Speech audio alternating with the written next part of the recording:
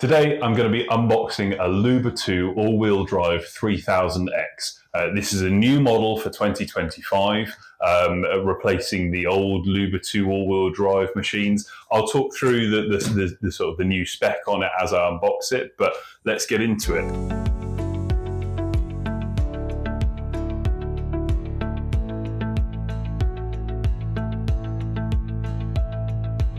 So the box is a little worse for wear because it's come directly from the factory, so this has been couriered to us. If you decide to go ahead and buy one of these machines, I would hope that the box would be a bit nicer than this, but at the end of the day, it's protecting the product inside. And you'll see in a moment, these are really, really well packaged machines, so they're secure, even if the box has had a few bumps and scrapes.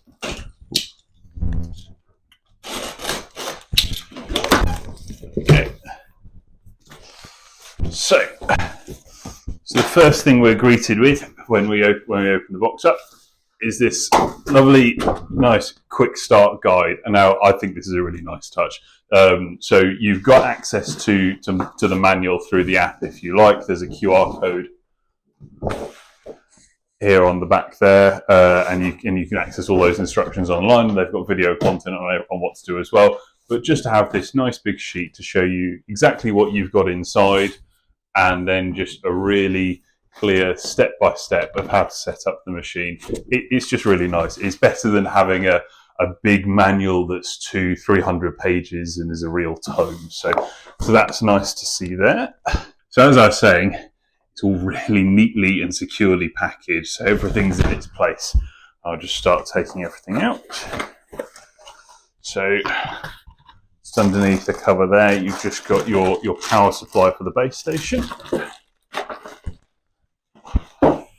You've got a little guide in here. So this is your physical manual. So not very big. Again, it's quite straightforward to set these machines up, and a lot of it is digital as well. But you do have that physical copy too. Safety keys, so you get one to go in the machine and then a spare just in case you lose it. That just goes in the back of the robot, and it won't work at all if it's not in there, but that's fairly standard for a lot of robot lawnmowers and some cordless battery machines as well. A set of spare blades, so you've got 12 blades here. So the Luba 2 all-wheel drive, the X series, so the 3000, 5000 and the 10,000, they've now all got 6 blades on the discs, and they've got 2 discs in the chassis, so 12 blades total, which is an increase from last year's versions of the Luba 2, which had 4 blades per disc and still 2 discs. So you've gone from 8 blades to 12 blades, and that should give a nicer cut quality because you're cutting more with each rotation. It's got the antenna for the reference station, which is here. So this is what helps, well, what makes the RTK function. So this antenna screws onto here. So this is an RTK reference station. So essentially how this works, so this is a machine that doesn't require any sort of boundary wire.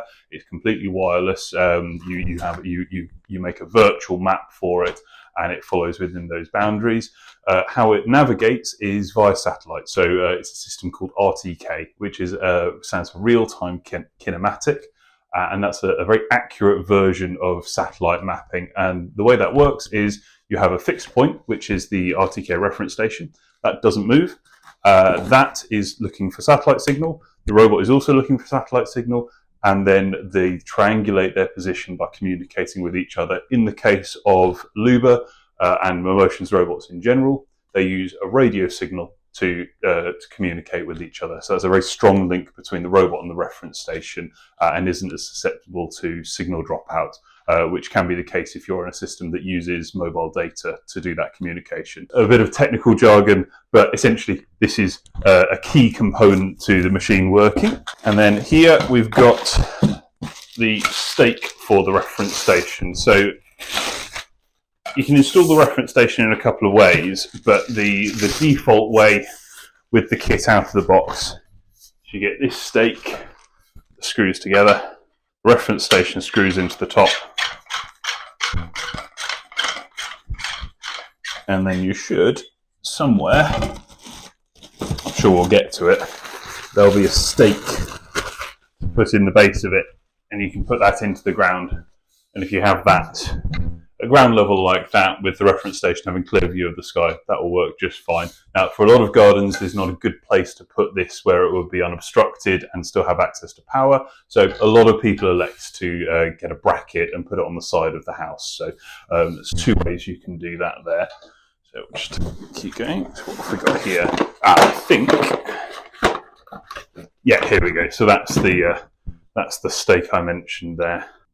So you've got 3 spikes on there. So that secures it into the ground if you decide to use the stake to install it.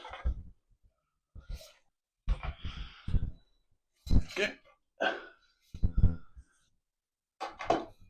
We've got just a little brush for maintenance on the underside of the deck. So you will get grass build up on this robot, like any other lawn robot, because they're just cutting the grass fine and they're mulching it. Some of those clippings, they can stick to the underside of the deck. So periodic maintenance for any robot lawnmower is to give it a nice brush on the underside every week or every couple of weeks to prevent really dense build up of grass, and so that it won't affect the machine's operation. And Mammotion supply you a little brush to do that with as part of the kit as standard. So the last few things we've got on this top layer, we've got an accessory kit. I'll go into that in more detail in a second. We've got the front bumper, which we will just need to install onto the robot. So that clips in the front and is secured by, I believe, 2 screws on this version. Essentially, this is this is ultimately the machine's last resort for detecting an obstacle. So it will softly bump into it and then move away. But in a lot of situations, and depending on what your settings are for the robot's obstacle avoidance, it will use its vision module to avoid obstacles instead. So this is another key part of the machine working in its function. So it's got a camera that's fitted on top of the machine, and we've got to fit that. I'll show you how to do that. And that can detect obstacles and actively avoid them. And it can also help the machine navigate if for any reason it loses signal temporarily. And then in this accessory kit here, got a lot of stuff. So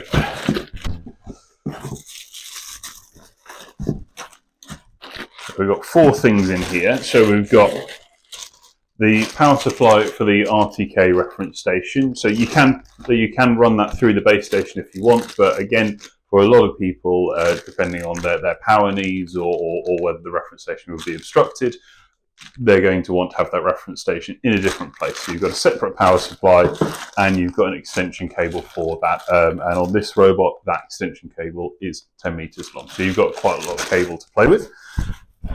Here, you've just got a little pack of pegs. So some of these are for the charging station. So they are sort of little auger bit end pegs like this. You can just secure it. You can just secure into the ground, and there's a nice big plastic Allen key in here. There should be. Just get all of this out. Here we go. So yeah, there's a nice big plastic Allen key to fit those with. You also just got a few of these little basic stakes here. They're for cable management. So if you're laying your power cables along the ground or along the side and you just want to peg them down into place, you've got those. And these ones, again, for cable management, if you're running the cable down the stake, just to keep that in place there. And then there's just 2 plates. Again, if you decide to put the stake for the reference station in the base station, use these to secure it into position. And then last but not least, in the accessory pack, you've got this, which I think is a lovely little tool. So you've got a screwdriver that's got 2 ends. So it's got a Phillips head end and it's got a hex head end, and that's all you need for doing anything on the machine. So the hex head will be for the bolts to fit the bumper and the vision module, and then the Phillips head end will be for undoing the screws that keep the blades on for when you need to change those blades. I'll take this top layer off. So with that layer off, we can see we've got down to the machine itself. So just take off its cover here. Lift that out. We'll get back to the robot itself in just a second. So you take that out, there's nothing on the layer underneath it. And the last thing we've got in the box is the charging station. So we'll just take that out. So this is the machine itself. So as I mentioned, this is the Luba 2 all-wheel drive 3000X. They do 3 robots in the X series, the 3000, the 5000 and the 10,000. And what that number represents is the amount of meters squared that the machine can cover reasonably. Generally speaking, that is a measure of how much the machine can cut in a cycle of about 48 hours if you're leaving it scheduled open. It depends per machine. The 3000, it covers about 1,200 square meters on a single charge, so it's going to cover that area a bit quicker. The 10,000 covers about 1,500 square meters on a charge, so it will take a little bit longer to cover the whole area, but over the course of a week, any of these machines should be able to cut the areas that they are specified to be able to do several times and keep that lawn at a nice constant length for you, because that's the real benefit of having a robot lawnmower. You're not having to do a big once a week cut where you hack it back. You're having the machine go out, cut it little and often, leaving those clippings to go back to the lawn, re-nutriate it. You're not taking any moisture or nutrients away from the lawn, and ultimately you'll have a nice lush lawn that in the summer where there's not much rainfall is going to stay greener and thicker and healthier for longer. So we've got the machine itself here. As you can see, we just need to fit the front bumper and the vision module. You've just got a little tab here that you remove, and the vision module just attaches on here. You don't need any tools other than the screwdriver that I showed you earlier to be able to do that. Screws for that, yeah, I can see they're in place there, and the screws for the bumper, yep, they're in there too. So we've got everything we need to put it together before we set it up. So on the machine itself, as the name suggests, it is an all-wheel drive machine. All 4 wheels drive, and that gives it pretty much unparalleled slope climbing ability. The Luba robots can deal with a slope percentage of 80%, which slope percentage doesn't mean a lot to a lot of people. What that translates to in degrees, which are much easier to understand, is 38.5 degrees, which is a really steep slope. To my knowledge, there's nothing else on the market that can tackle a slope that aggressive, and that's achieved through all 4 of these wheels being driven, and then you've got these sort of nice thick rubberized wheels at the back. And then at the front here, you've got what Mammotion call omni wheels. So these are designed so they can turn in any direction. And that's one of the things that gives the machine so much stability, because on a very steep slope, it can turn on its own axis and kind of skid steer. So while the motor moves forward, the wheel can rotate sideways. It's just a very clever design. Then underneath, you've got the cutting equipment. So as I mentioned earlier, you've got 2 discs with 6 blades on each. It's a cutting width of 40 centimeters overall. So again, quite a large cut size, so it can cover the areas with relative ease quite quickly as well. So as well as being all-wheel drive, you can see at the front here, the machine's got quite what I term as aggressive suspension, or forgiving suspension rather. So for really rough grounds, you can see sort of how much flex that has. If you imagine sort of it's driving over obstacles that are causing so bits of rough ground, that kind of thing, is small holes, is going to be able to deal with that, and the power in those motors as well will sort of help it push through. The Luba 2 robots for 2025, they've been slightly uprated in their motors. So the mowing motors on them are 165 watt now, which is a significant increase in power. So again, for those tough cutting jobs, unruly grass, they've got a lot of power to really get through it and sort of do their job incredibly well. And then just at the back here, you've just got the charging contacts. So the way they dock into the base is quite innovative as well. So those charging contacts just push onto these prongs here, But the way it navigates back to its base, or the way it accurately docks, is you've got an IR strip here at the back. There's one just like it on the charging station here. When the machine gets within about a metre of it, it will turn around, line up those two strips, and then just slowly guide itself back into dock. And it will do that autonomously. Once it reaches 15% battery, it will return to dock, recharge, and then if it's still got an open mowing schedule, it will go out and keep cutting until it's finished with its current task.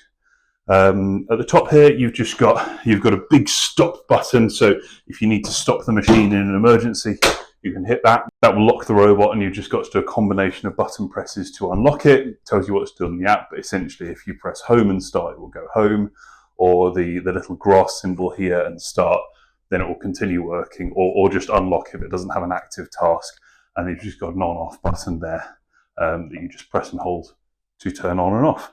So all there is to do now really is to put these two elements on the robot. So you've just got two push fit cables.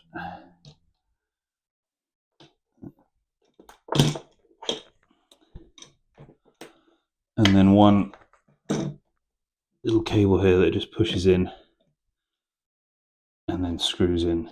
And we just want to tuck those neatly underneath. Put that in place. And just tighten these bolts up. There we go, so that's in place. And then we've just got to put the bumper on. When you're fitting this, just make sure that you've got the LED indicator facing upwards. That's the right way around.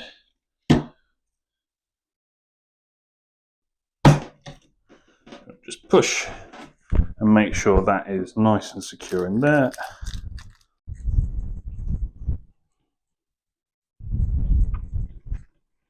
So there we go, just double check. We don't have anything else to do. No, fantastic. So these two extra screws are just spares with our accessories, and that's done. So the machine is all together. It's ready for us to turn it on, connect to it on the app, and install it and do the mapping process. So that was the unboxing of the Luba 2 all-wheel drive 3000X. It's exactly the same sort of setup and unboxing and contents for the 3000, the 5000 and the 10,000. These are really exciting machines, I have to say.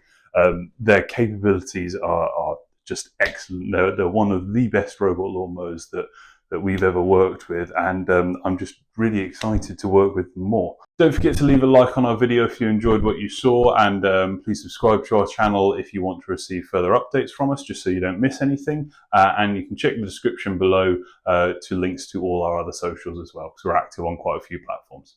Thank you for watching.